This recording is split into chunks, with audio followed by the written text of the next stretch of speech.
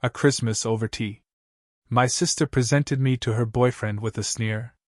This is the failure of our family. My parents laughed and agreed. He remained silent, just watching them. The room went stone silent. Then he smiled slightly and said, "Interesting, because you're fired and we're done. Imagine being told your entire life that you're a failure, a burden, a disappointment. Imagine being ridiculed in front of everyone you know, even a stranger, only for that stranger to completely dismantle the person doing the ridiculing." That Christmas night, when everything shattered, was the culmination of a betrayal so deep it reached into my very bones. My name is Elena Moore. And for most of my life, that name felt less like an identity and more like an afterthought. Standing in that dining room on Christmas night, watching Chloe crumple under Daniel's words, something inside me didn't just crack, it shattered. It was like every ache, every slight, every lonely year finally burst open.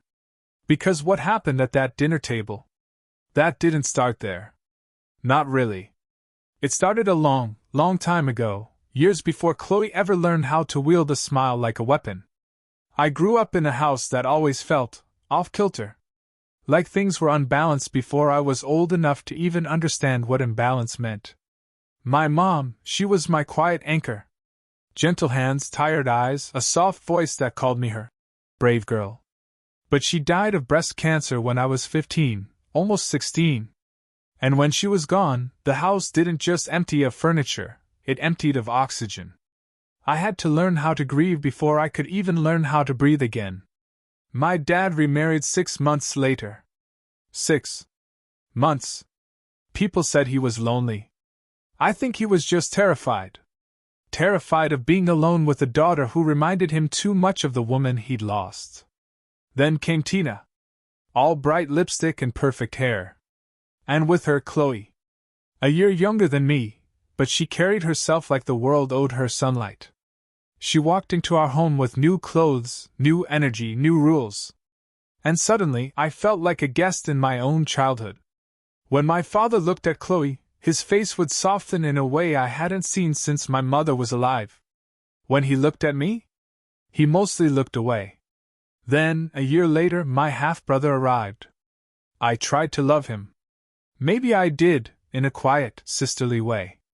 But his birth solidified the unspoken hierarchy of our home. It didn't need to be said aloud. There were 2 sets of children, and 2 sets of laws. Chloe had dance classes, tap, ballet, jazz. I remember holding her glittery costumes while she twirled in the living room. She got new shoes every school year, sometimes twice. Her birthday parties? Events. Banners, Princess Castle cakes, rented photo booths, even a DJ one year. When she turned 16, my father handed her a set of keys tied with a red ribbon. "That's my girl." He'd beam, as she squealed. Me? I got hand-me-downs and a list of chores so long it could have been a part-time job. Elena, set the table.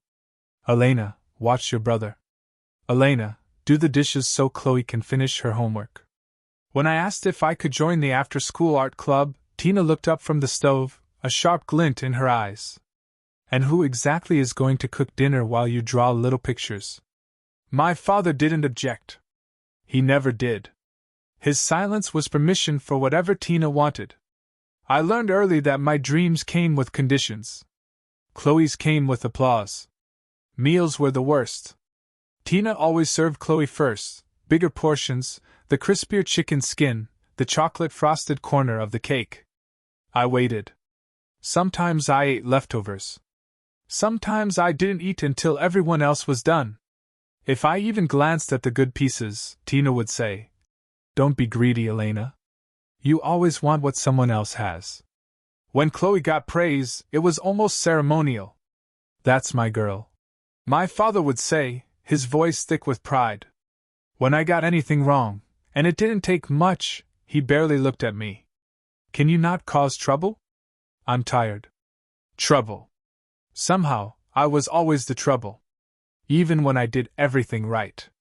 And Tina, she had a special talent for slicing me with sweetness. Whenever I cried, or even looked hurt, she'd sigh dramatically. "You're so sensitive, just like your mother. Always emotional. It's exhausting. She used my mother's death like a leash. Anytime I pushed back, on chores, on unfairness, on anything, she'd say, "Your mother would be ashamed of this attitude." I stopped talking after a while. Silence felt safer. Looking back, I think they were embarrassed of me. Not just for who I was, but for who they'd decided I would be. They liked Chloe's shine. They liked the idea of a daughter who made them look good. And Chloe was perfect for that, articulate, charming, pretty enough for people to stare. Strategic enough to notice. She learned fast that she was the center of their world, and she played the part beautifully. Once I overheard my father telling a neighbor, "Chloe wants to study communications. She'll do amazing. She's so talented." The neighbor then asked, "And Elena?" My father shrugged. "She's still figuring things out. Not everyone is college material." I was standing right there, holding a basket of laundry so heavy my arms shook. He didn't even lower his voice. All of it built up slowly, year after year, like a story someone else wrote for me. A story where Chloe was the golden child, the star, the future. And I was just the comparison point. The warning sign. The disappointment. "Why can't you be more like Chloe?" was practically a family motto. It hurts to say this now, but I believed them for a long time. I believed I was less, that I deserved less, that I should be grateful for scraps of time, of affection, of food, of approval. If someone gives you leftovers long enough, you start to think that's all you're meant for. So, when Chloe called me the failure of our family at Christmas dinner, it wasn't new. It wasn't shocking. It was just the same old story on a bigger stage, with better lighting and more people watching. But Daniel's reaction, his silence, his eyes, then his words, that was the first crack in that old, terrible script. The first sign that maybe the version of me they sold the world wasn't the real one. And if you're still with me, the truth gets darker before it gets better. The real breaking point came later. College. Money. Survival. And I'll tell you exactly how the label, failure, was forced onto me until I almost believed it was carved into my bones. Getting into college was the first time in years I felt something close to pride. I still remember the envelope, thin, ordinary, nothing like the glossy acceptance packages Chloe would later receive. But inside was a partial scholarship to a state university for a design and marketing program. It wasn't fancy. It wasn't Ivy League, or some private college on the coast, but it was mine. I'd earned it. For one brief moment, I let myself imagine a life where I wasn't the afterthought of the family, where my work could speak louder than the labels they'd glued onto me. I showed the letter to my father with a trembling smile. He skimmed it, nodded mechanically, then placed it on the counter as if it were a grocery coupon. "That's good," he said. "But listen, money's tight this year. Chloe needs a strong college environment. You know how talented she is. We're sending her to Ridge View, private dorm, meal plan, the whole thing." He paused. "So if you want to go to this place, you'll have to figure out housing and other costs yourself." There was no discussion. No attempt to find a way. No. "Let's see what we can do." He'd already made up his mind. Chloe's dreams deserved to be funded. Mine needed to stay small enough to pay for with a loan. So, I did what I always did, I adapted.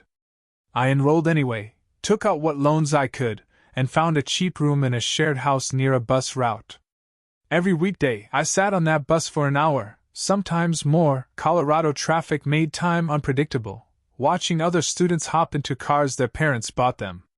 Then, I'd head straight to classes, scribbling notes until my wrists cramped. After that, I rushed to my part-time job at a cafe where I wiped tables, poured lattes, and forced a smile until closing. Nights blurred into a cycle of exhaustion. I'd get home around 11 p.m., start homework, and often fall asleep over my laptop. Some nights, I barely slept 4 hours. My roommates partied. I studied through the noise. Winter crept into my bones. The house heater broke.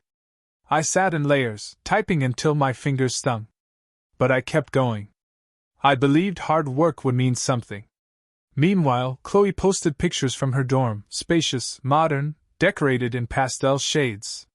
She bragged about her roommates, her journalism professors, her dining hall brunches. My father updated the neighbors with pride. Chloe's studying marketing. She's so gifted, really going places. Tina chimed in. She's always been special. And what about me? Oh, Elena's figuring life out. They'd say dismissively. She's not really college-oriented. I once overheard Tina telling a neighbor.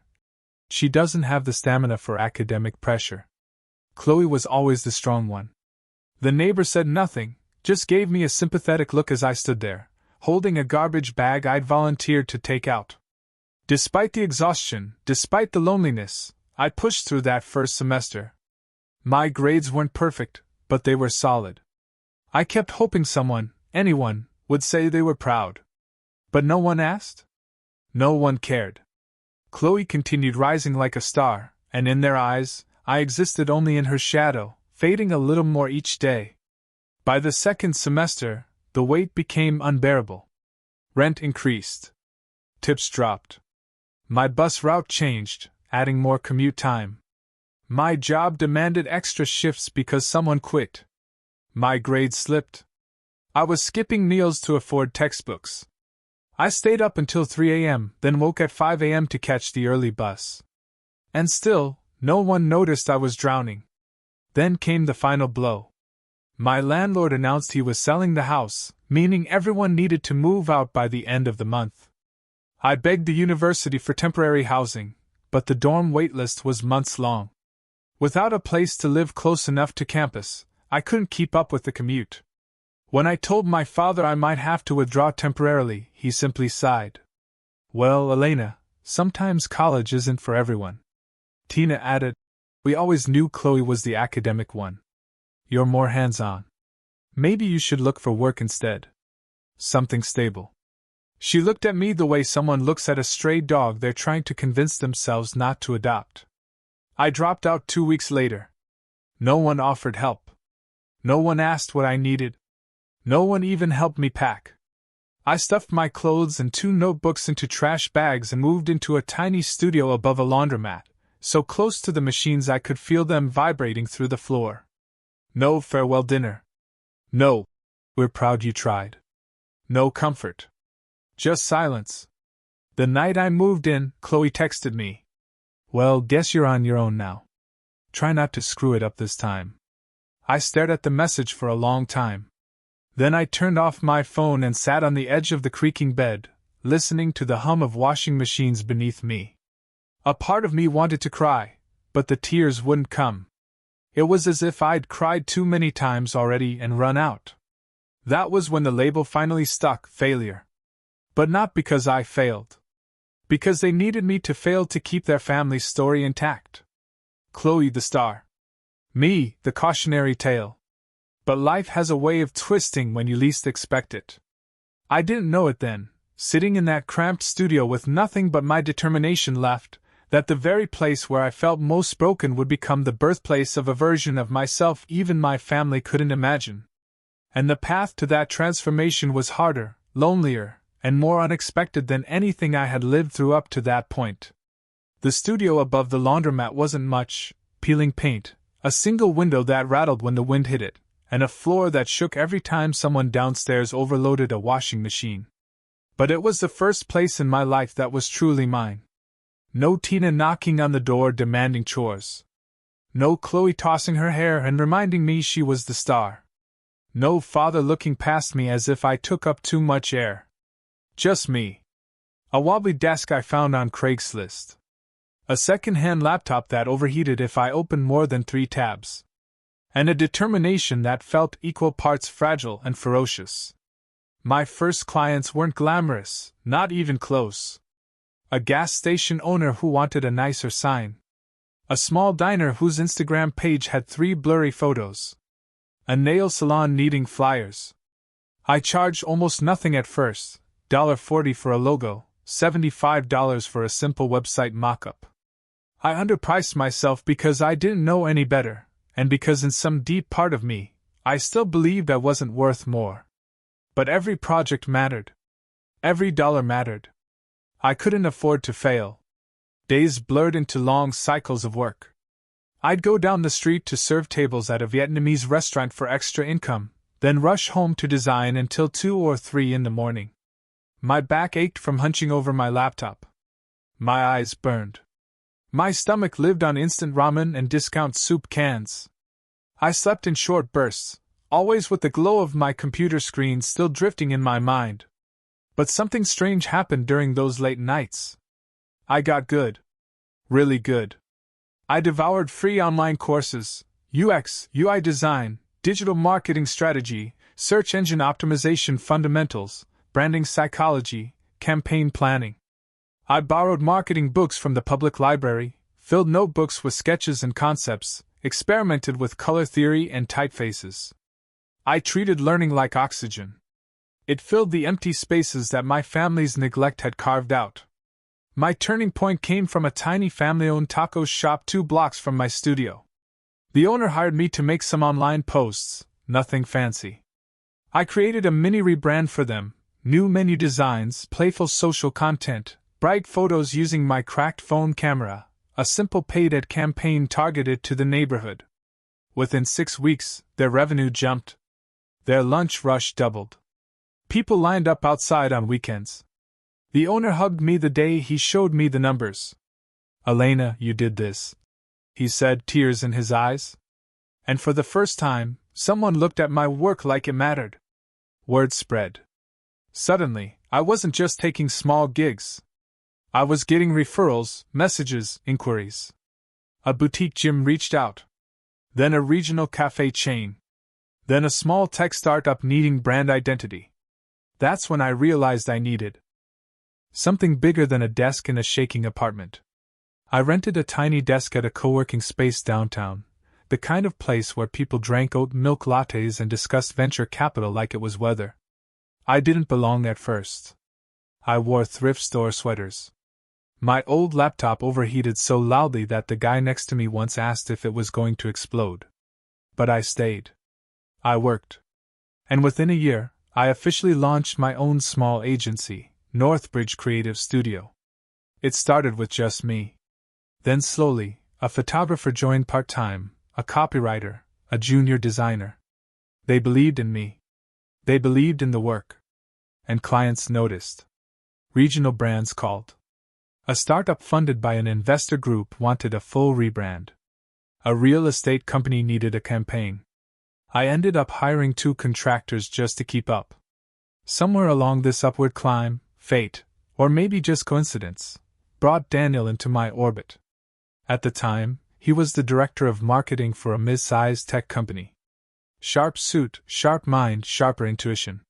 He wasn't impressed by flashy presentations or loud talkers. He cared about craft, clarity, strategy. We ended up collaborating on a pilot project for his company. He was the first high-level professional who treated me as an equal.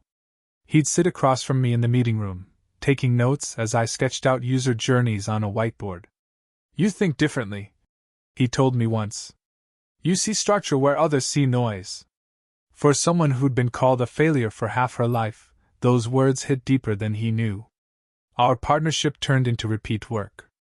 Repeat work turned into friendship. Friendship turned into trust. We spent late nights discussing market gaps, branding trends, the future of digital agencies. One night, after we finished a major pitch, he looked at me and said, "Why aren't we doing this on our own? Together?" I thought he was joking. He wasn't. Over the next 6 months, we built the foundation for something bigger, Northline Media Group. A modern agency, ambitious but grounded in real strategy, not empty buzzwords. Daniel became the CEO and public face.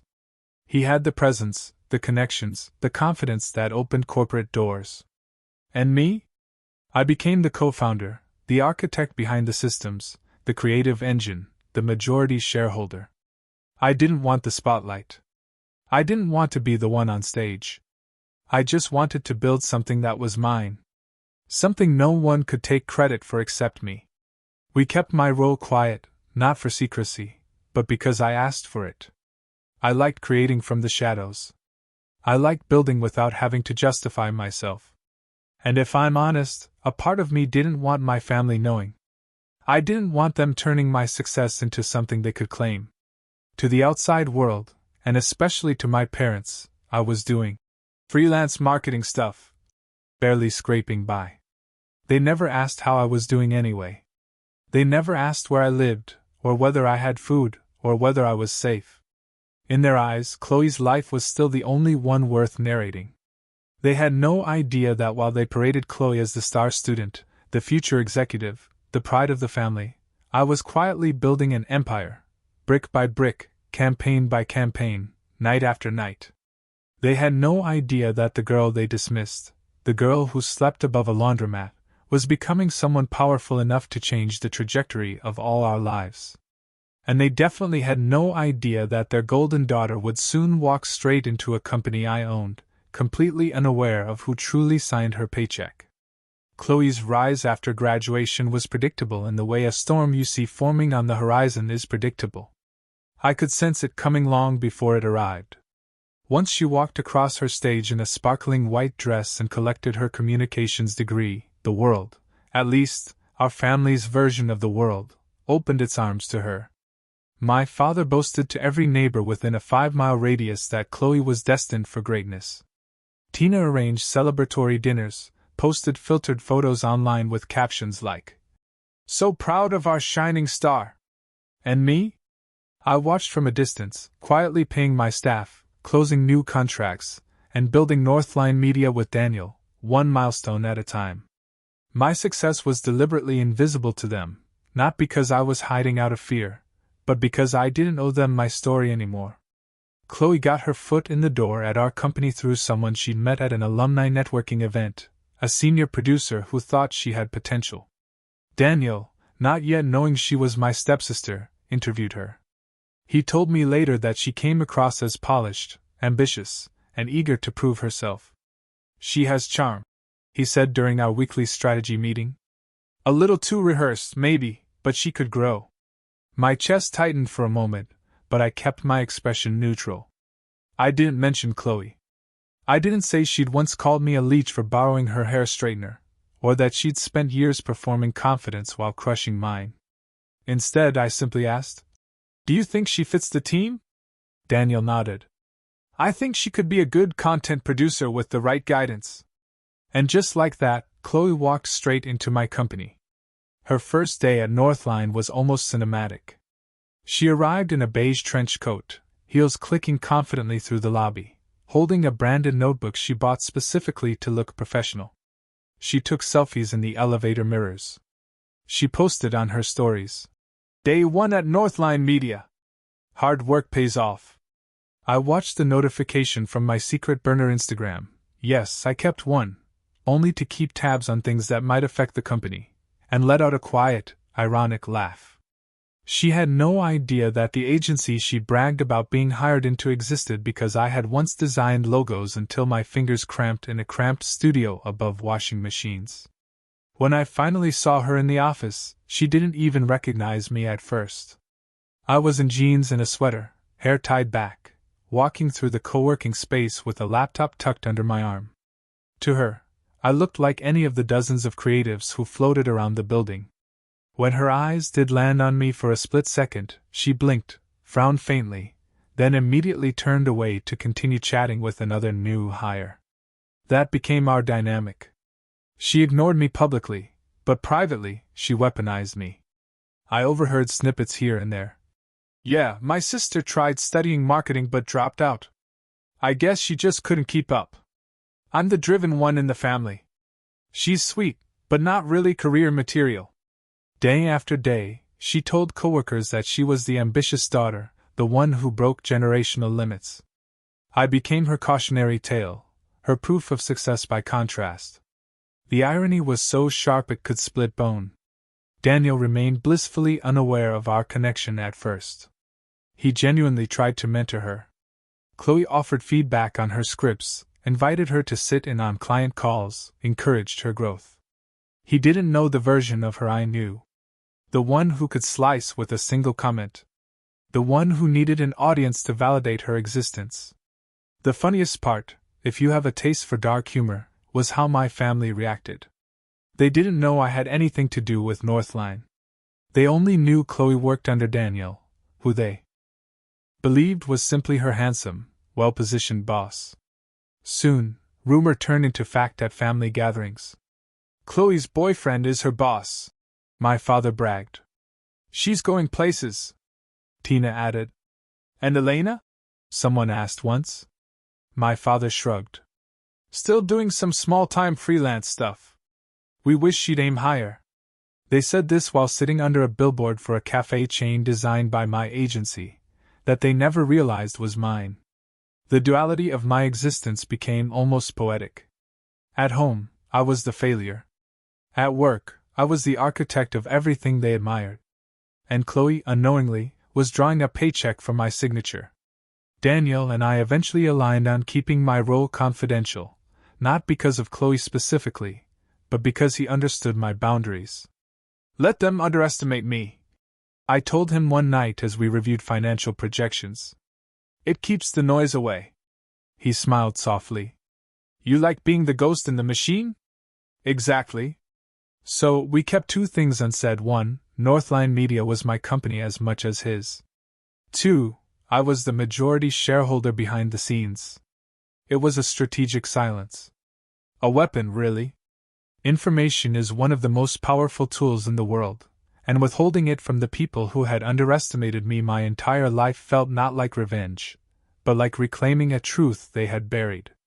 Chloe had no idea the stage she was walking onto. She didn't know whose work she was presenting. She didn't know who reviewed the monthly revenue reports.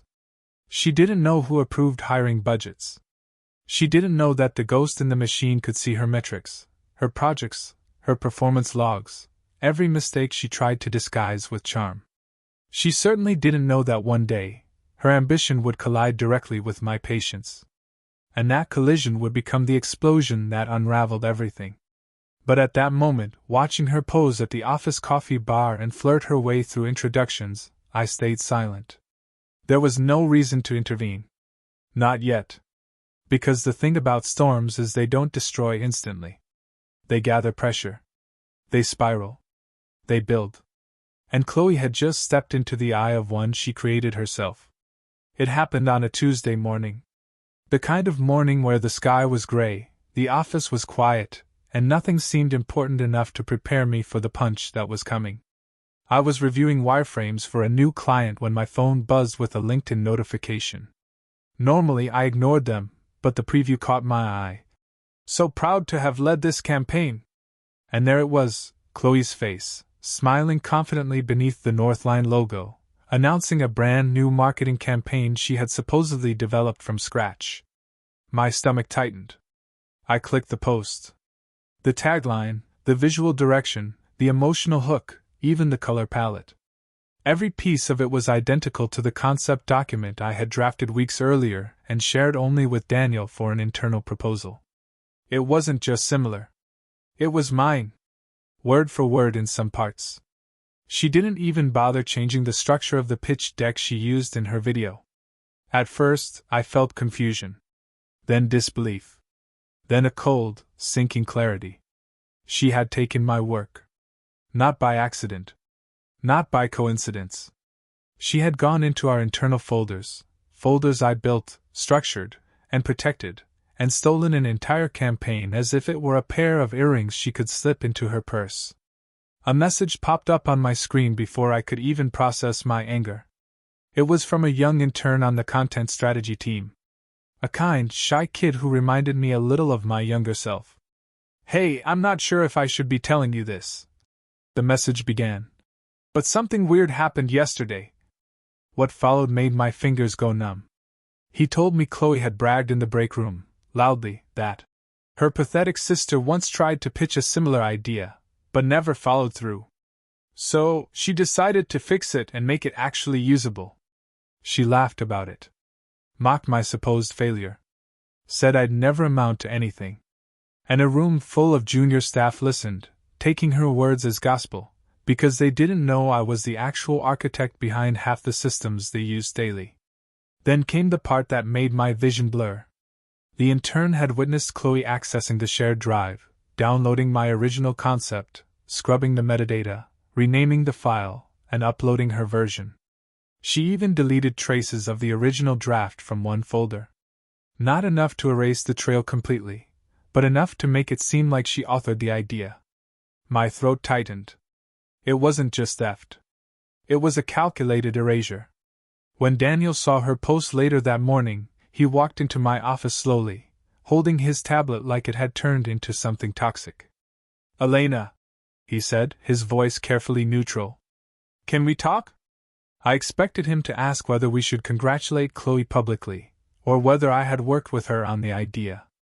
Instead, he asked, "Did you authorize this?" I shook my head. Daniel exhaled long and heavy.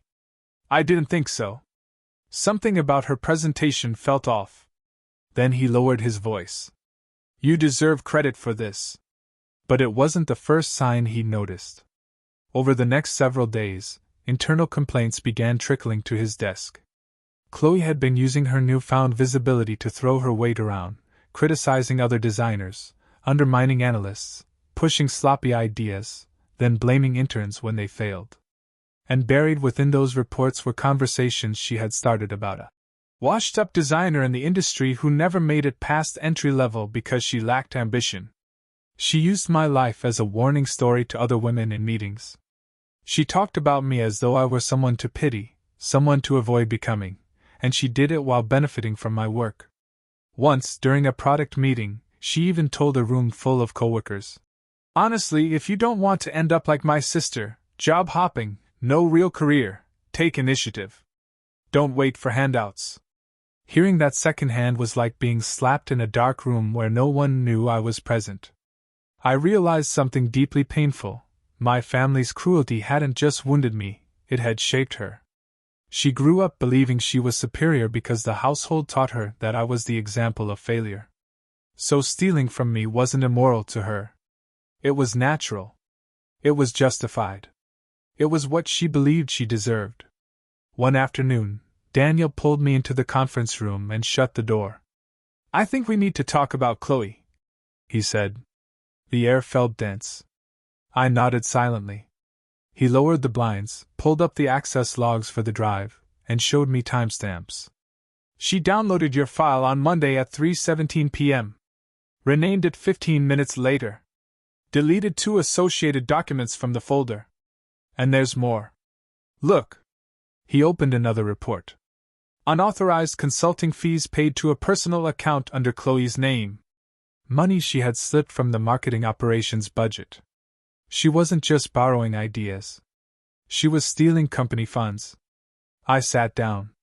My legs suddenly felt weak. It was almost poetic in a twisted way. My past and present colliding. My sister, the golden child, had stolen my future once when she took the college fund that should have been mine. And now she was doing it again, reaching into a space I had built with my own blood and time, carving pieces out of it to polish her own reflection. I felt a sharp sting behind my eyes, but not sadness. Recognition. This was who Chloe had always been. This was who my family had taught her to be. Daniel placed a hand on the table. His voice studied. "Elena, I'm sorry." I swallowed. "For what?" "For not seeing it sooner." I didn't cry, though I could have. Instead, I felt a familiar hollowness. The same one I felt the day I left for college on the bus. The night I moved above the laundromat. The moment my father said Chloe deserved everything more. Except now, my hollowness wasn't helpless. It was fuel. Because it wasn't just about stolen work, or stolen money, or stolen credit. It was about the realization that no matter how far I had climbed, from a cramped studio to co-owning a rising agency, my sister had found a way to reach into my world and treat it with the same disdain she treated me with growing up. And that was when the bottom truly dropped out. Not because I felt powerless, but because I finally understood that she had stepped into a battlefield she didn't even know existed. And I was done playing quietly. Daniel and I didn't rush. That was the first sign to me, at least, that this wasn't going to be an emotional reaction or a blow-up argument in some hallway. It was going to be a dismantling. Piece by piece. Brick by brick. The way you take apart a machine to show exactly which screw is rusted. We sat down together in the conference room late one evening after everyone else had gone home.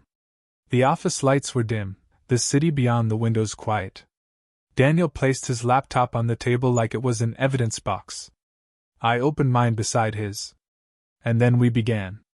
First came the access logs. Every action made on the company drive is recorded: time, user, device, location. Daniel clicked through the timeline slowly. Here, he said, pointing. Monday, 3:17 p.m. Chloe accessing your concept file. She downloaded it here. Then, a few minutes later, 3:23 p.m., file renamed under her directory.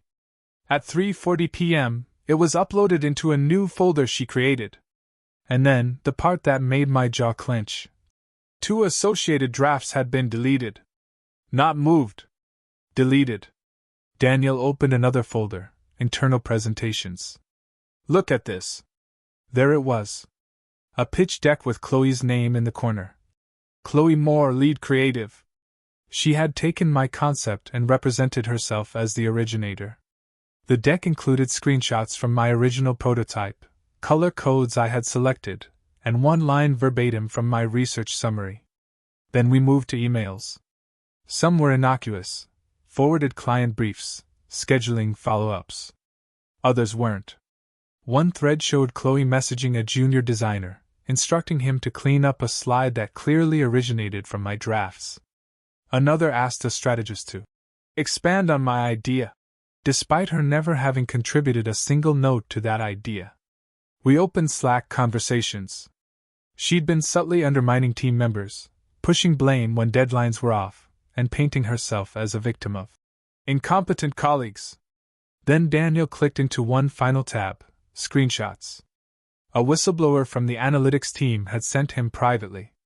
In them, Chloe was venting about me.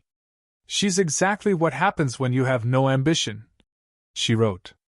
She's my sister, and she still hasn't made a proper career. I had to fix her idea because she can't think strategically. Seeing my life used as a punchline inside my own company, that was its own kind of sting. But the twist came next. Daniel opened the financial dashboard.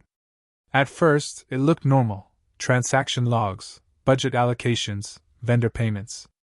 But then he highlighted a string of small consulting fees. $300 here, $700 there, $1,200 the next month, each labeled vaguely as external audit support or strategy consultation. He zoomed in on the account numbers. They all pointed to the same personal checking account, Chloe's. And each payment coincided with her social media posts, flaunting new purchases, handbags, spa trips, and eventually a down payment on a white Jeep Cherokee she had proudly shown off. She's been siphoning budgeted funds, Daniel said, his voice tightening. It's fraud. Clear as day. As I scrolled through the transactions, another memory clawed its way up, one I had buried for years. The night my father told me he couldn't contribute to my college housing. The day Tina mentioned tuition was tight because Chloe deserved a good education. Their insistence that Chloe's needs came first. For years, something about that didn't sit right. Now I knew why. I pulled out the old binder from my bag, the one with all my childhood documents. I hadn't looked at it in years.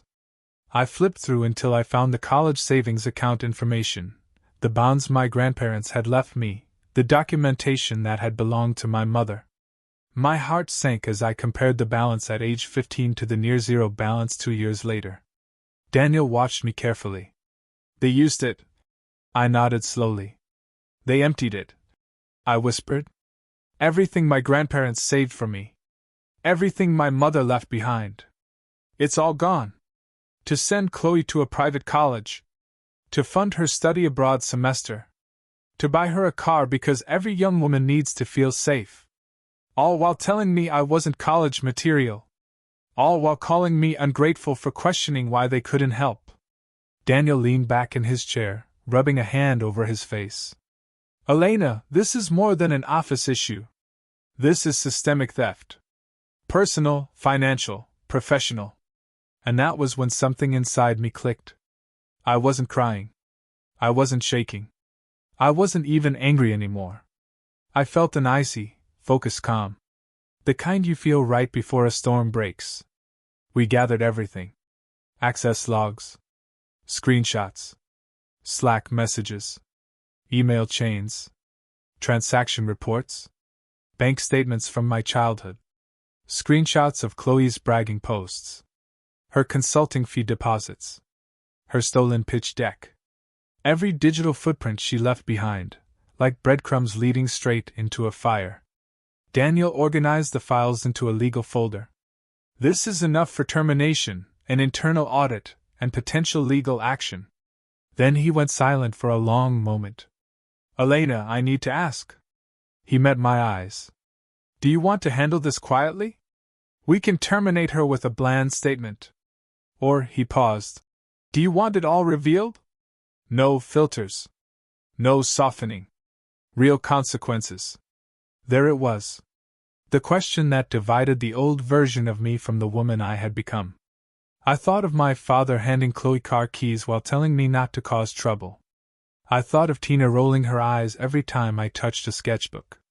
I thought of Chloe's laugh in the break room as she mocked the sister she believed had failed. I thought of the years they spent building a narrative where I was the burden, the disappointment, the dead end. So I looked Daniel in the eye and said, with a calm I didn't know I possessed, I want them to see who their failure became. And I don't need to shout. I want the truth to speak for me. Daniel nodded once. Then he closed the laptop with a quiet click. The kind of click that marks the end of one story and the beginning of a reckoning. The night of the Christmas dinner felt unreal from the second I stepped through the doorway. My parents' house in Aurora was glowing like a showroom. Garlands on every railing. An oversized tree dripping with ornaments. A dining table set for 20 with polished silverware we only used when my parents wanted to impress. The whole house smelled of rosemary, turkey, and cinnamon sugar pies. Laughter drifted room to room. It was the kind of scene that should have felt warm. But it didn't. It felt staged. Like a performance. And I had been assigned the same role I always played, the helper, the background noise, the daughter who blended into shadows. Tina handed me an apron before I even removed my coat. Elena, help me plate the hors d'oeuvres. Chloe's guests will be here soon. Try not to drop anything this time. Guests? I repeated. She rolled her eyes. Her boyfriend and some coworkers. Important people, of course. Important people deserve to see the family at its most curated, and me at my smallest. I slipped into my usual position, standing at the edge of the kitchen, arranging trays, passing dishes, being invisible. My father walked by twice without acknowledging me. My brother asked where to find extra napkins, not how I'd been. To them, I wasn't a guest. I wasn't even family. I was labor. Then Chloe arrived. Gold dress, perfect curls, lips glossy red. She glowed with the confidence of someone who never been told no in her life. And behind her, holding a bottle of wine and wearing a crisp navy coat, was Daniel. My breath caught for a split second. Not because of him, but because of the way Chloe clung to his arm like a trophy she'd won. Everyone! She announced dramatically, stepping into the living room as if stepping onto a stage. This is Daniel, CEO of Northline Media. My boyfriend. My father cheered. My aunt clapped. A cousin whistled. Tina pressed a hand to her chest like she was watching a royal wedding. I stayed where I was, half hidden by a stack of plates, trying not to exist too loudly. Chloe launched into her performance. Daniel is brilliant! You should see the influence he has at work. I've been learning so much under him. I'm basically his right hand now. I watched Daniel's face. Calm. Polite. He was scanning the room with that quiet sharpness he always had when pieces didn't fit. Then it happened. Of course it did. Chloe always needed her finale.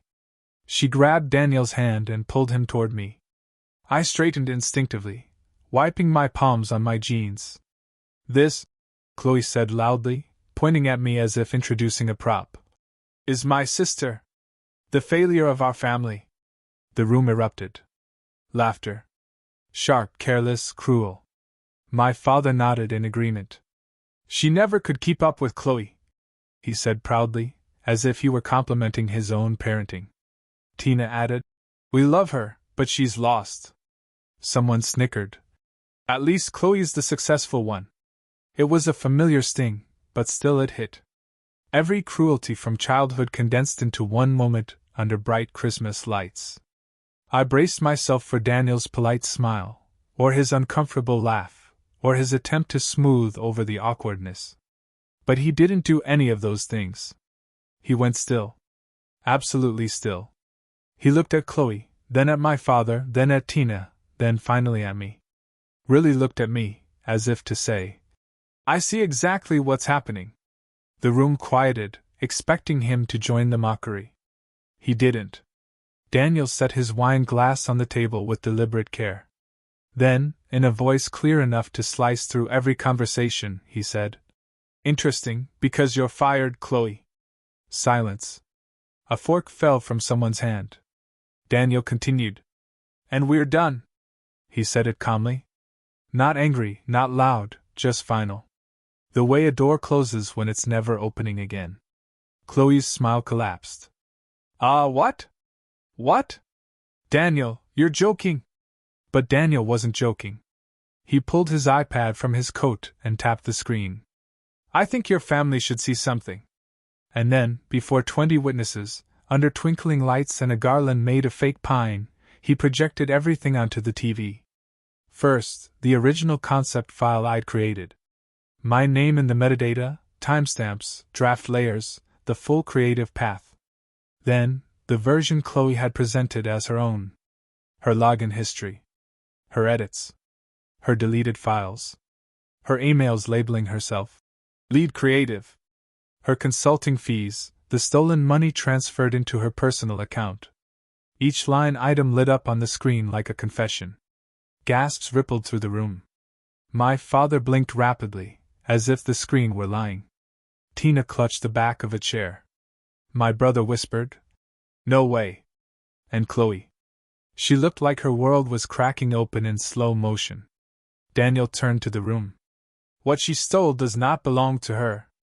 And just so everyone here understands the gravity, Elena is the co-founder and majority shareholder of Northline Media. She built the systems your daughter exploited. Every face turned toward me, as if I had been invisible and suddenly materialized. Daniel finished. Chloe is terminated, effective immediately, for IP theft, fraud, and breach of trust. HR will follow up. And yes, the industry will be informed. He stepped back. The decision was final. No negotiation. No softening. My father sputtered. Elena, co-founder? That's impossible. She's... He trailed off, unable to finish the sentence he'd been reciting my whole life. Tina stared at me like she'd never seen me before. My brother looked embarrassed for Chloe, not for me. And Chloe, her face blotchy, eyes darting around the room, finally screamed. You're lying! She's nothing! She's a failure! But the truth was glowing on the screen behind her. And for the first time, she was the one who had no audience left to perform for. Daniel closed his iPad. Merry Christmas, he said coldly. And just like that, the entire narrative my family had built, the hierarchy, the favoritism, the mockery, shattered in front of every person who once laughed at my expense. I didn't smile. I didn't gloat. I simply breathed. For the first time in my life, the room was quiet for me. Not because I was invisible, but because they finally saw me.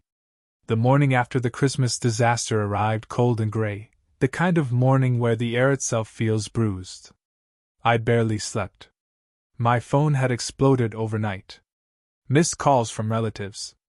Frantic messages from cousins. 3 different voicemails from Tina, alternating between hysterical crying and furious demands. I ignored all of them. Around 10 a.m., Someone pounded on my apartment door, hard enough to rattle the frame. I already knew who it was. I'd opened it to find my father and Tina standing there, stiff and tense, holding a manila envelope like it was some sacred offering. They didn't greet me.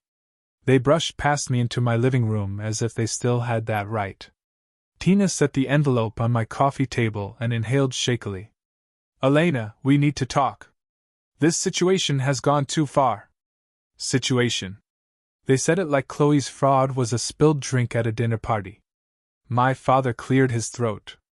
"Your sister is devastated." "What Daniel did?" "What she did," I corrected. He waved a hand dismissively, as if correcting him was impolite. "Regardless, your involvement has made things difficult. But we came with a solution." I didn't sit. Neither did they. Tina pushed the envelope toward me. Inside, paperwork to transfer part of the house into my name and a portion of your inheritance early. The word inheritance made something deep inside me go cold. I opened the envelope.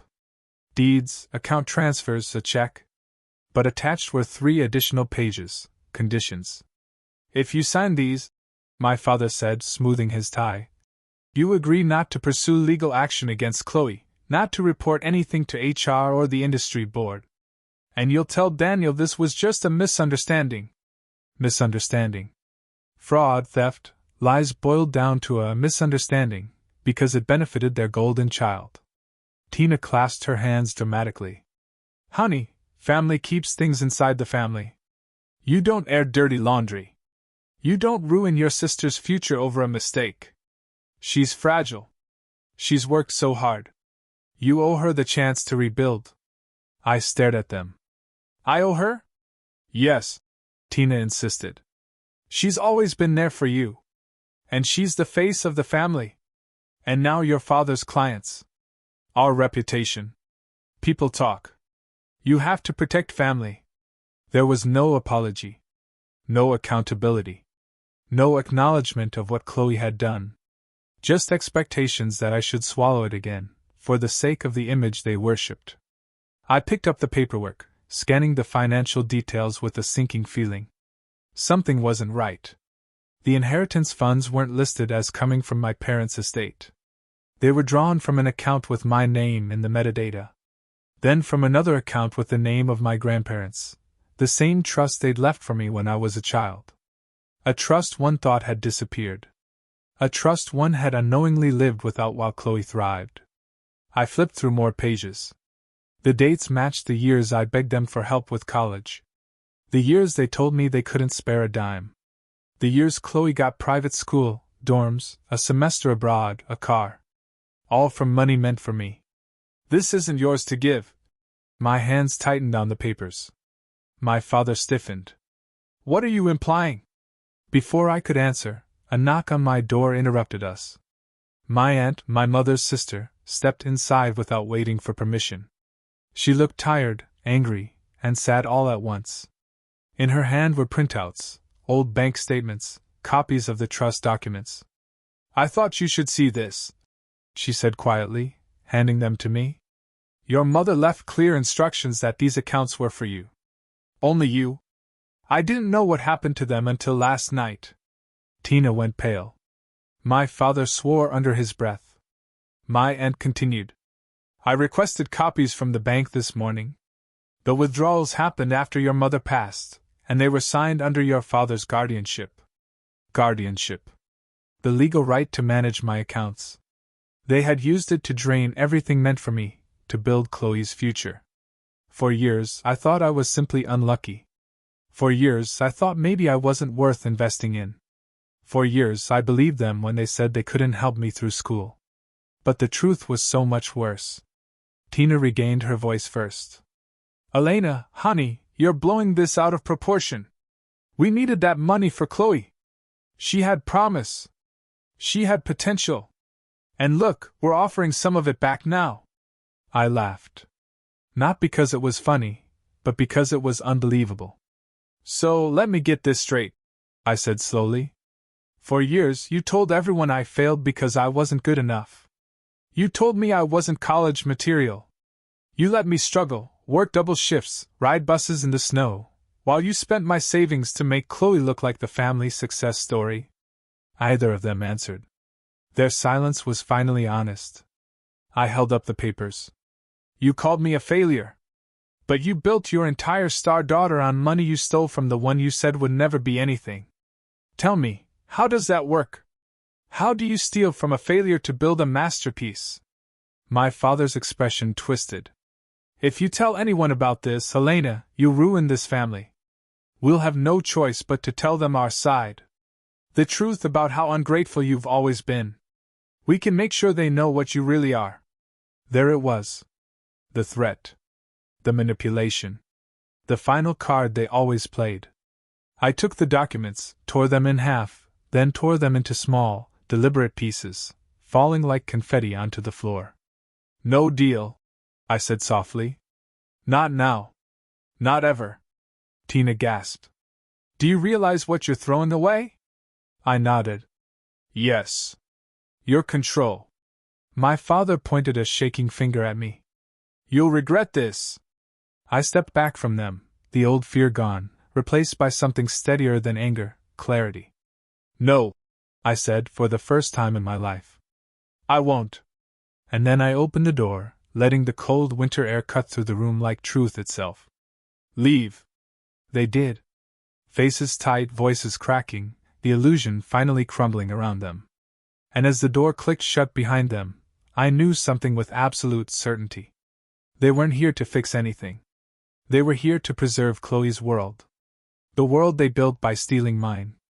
The smear campaign started faster than I expected. Faster than any apology. Any acknowledgement. Any attempt for my family to face what they'd done. Less than 24 hours after I tore up the papers in my living room, Chloe went silent across all her public accounts. Then, like a switch had been flipped, a wave of anonymous posts began spreading online. At first, it was subtle. A vague comment in a local marketing Facebook group about a toxic female co-founder sabotaging her own sister. Then a Reddit thread claiming someone in Denver's creative community was mentally unstable, jealous, and known for stealing ideas. They never used my name.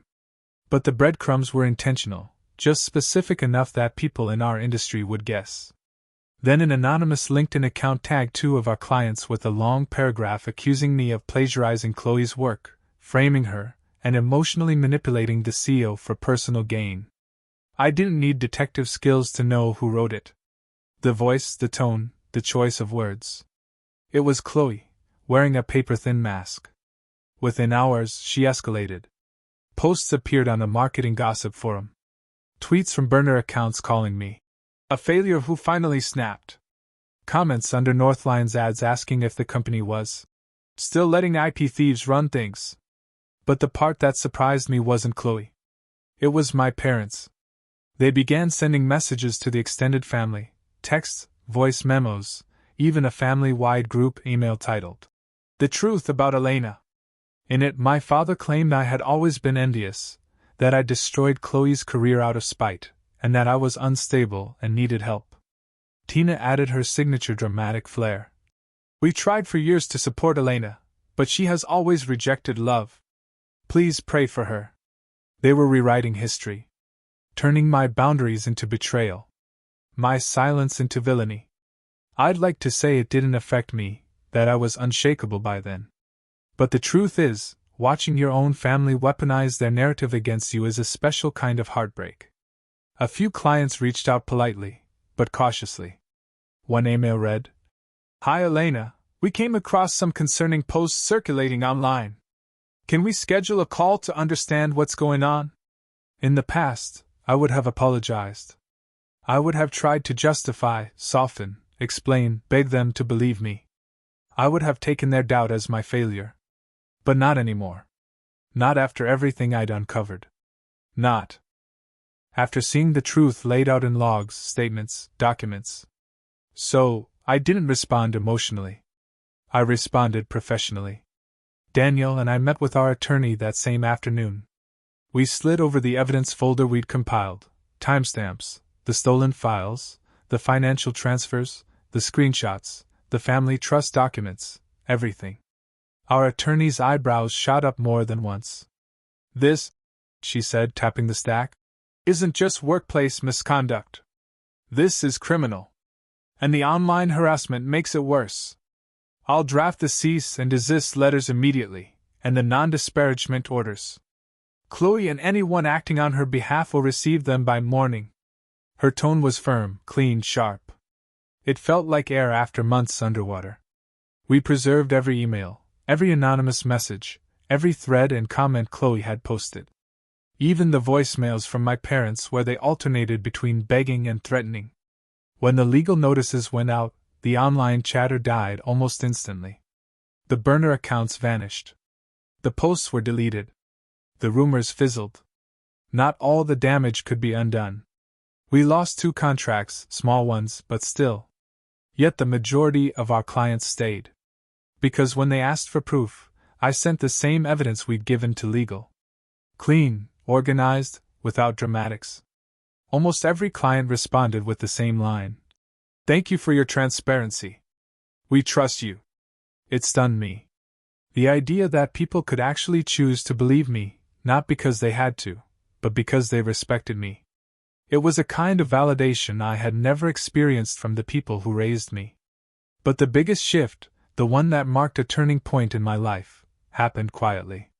Late one evening, after sending out our final batch of emails, I opened my phone and scrolled through my contacts. I hovered over Chloe's name. Then my father's. Then Tina's. Then the entire extended family. My thumb didn't tremble. My pulse didn't spike. I just chose. I blocked them. Every one of them. On every platform, phone, email, social media, messaging apps, everything. The silence that followed wasn't empty. It was peaceful. Like shutting a door in a house that had been leaking cold air for years. For the first time in my life, I chose myself over the illusion of family harmony.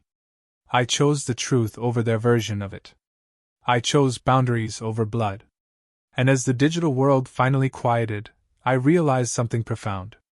Cutting ties didn't feel like losing anything. It felt like reclaiming space in my own life. The smear campaign had been their final attempt to pull me back down. One last desperate grab at controlling the narrative. But I didn't sink. I didn't fight in the mud. I rose slowly, deliberately, by stepping out of the war they created. Because sometimes healing doesn't come from winning the argument. It comes from walking away from the people who require you to lose yourself to keep the peace. 1 year later, my life looked nothing like the version my family once predicted for me. The change didn't happen overnight. It unfolded in small, steady steps, quiet decisions, deliberate boundaries, and the slow rebuilding of a self that had once been shaped entirely by other people's voices. But a year is enough time for a life to shift its center of gravity. Enough time for a person to choose a new world entirely. I moved to Seattle, a city that felt like fresh air and second chances. Rainy mornings, soft gray light, coffee shops on every block. It suited me. Northline opened a new office downtown, an airy studio overlooking Elliott Bay, with a growing team who didn't just respect my leadership, they thrived under it. We expanded into sustainability campaigns, mental health nonprofits, and socially conscious tech projects. The work felt meaningful. The clients aligned with my values. The company grew not from noise or spectacle, but from consistency and integrity. Daniel remained the public-facing CEO. But within the company, everyone now knew the truth: who built the core systems, who shaped the vision, who quietly guided every major campaign. And they treated me accordingly. Not with exaggerated praise or forced admiration, but genuine respect. The kind I never had growing up. As for my family, the consequences of their choices unfolded slowly, inevitably. Chloe was blacklisted. The termination, the flagged HR reports, and the documented fraud made her unemployable in any reputable marketing firm. Every application she submitted was red-flagged in the industry portals. She tried freelancing under a different name, but clients eventually discovered the truth. She bounced between temporary administrative jobs, short-term contracts, retail shifts, anything that didn't require references. Her social media went from curated glamour to silence. I didn't celebrate her downfall. I didn't watch with glee. But I did feel something settle inside me. A quiet acknowledgement that actions eventually catch up to everyone. My parents didn't escape either. The audits triggered by the trust documents reached the IRS. Those creative withdrawals they made under my name? They had to answer for them. Lawyers became involved. Assets were reviewed. They ended up selling their boat, then their vacation cabin, then refinancing the house they once flaunted. Tina stopped posting pictures of lavish dinners. My father stopped boasting about his star daughter. Their world shrank financially and socially. I didn't interfere. I didn't watch closely, but I heard enough to know that they were finally living within the consequences of choices they believed they'd never have to face. And then came my first Christmas on my own terms. No screaming matches, no forced smiles, no hierarchy of who mattered more. Just warmth. I hosted a small gathering with the people who had become my chosen family, my team, a few close friends, Daniel's partner and her little daughter, neighbors who had welcomed me during my first months in Seattle. We cooked together, laughed over burnt cookies, exchanged small gifts we had made rather than bought. Then, before dinner, we bundled up in coats and scarves, and spent the evening delivering care packages, blankets, socks, warm meals, to the unhoused community near Pioneer Square. We donated toys to a local shelter for children. We visited a retirement home to drop off holiday cards. It felt like the kind of Christmas I had always imagined as a child, but never experienced in my own family's house of Christmas. Without cruelty disguised as humor, without competition or comparison, without being assigned the role of background servant. Standing under the soft glow of streetlights that night, I felt lighter than I had in years. Not healed completely. Healing isn't a destination, but whole enough to breathe freely. And I realized something important. Even after everything, even with the distance, the betrayal, the years lost, a part of me still felt the old ache for the family I wished I had. But I didn't regret walking away. Not for a moment. Because cutting ties wasn't revenge. It wasn't punishment. It was self-respect. It was reclaiming control over a story I didn't write, but was forced to live through. It was choosing peace over proximity. Sometimes the most loving thing you can do for yourself is to step out of the fire. Even if the people who lit it share your blood. So if you're listening to this, wherever you are in the world, let me tell you what took me nearly 3 decades to learn. Blood is not a license for abuse. You are allowed to protect your work, your mind, your peace. You are allowed to walk away from people who only love the version of you that serves their story. And if your family has ever used you as the scapegoat, the shadow, the footnote to make someone else shine, you do not have to stay in that role. You can step out. You can choose again. We don't get to pick the family we are born into, but we absolutely get to choose the family we build. And I'd love to know something, if you're comfortable sharing, where are you listening to this story from? Because somehow, I have a feeling that out there, in places I've never been, someone else is quietly learning to choose themselves too.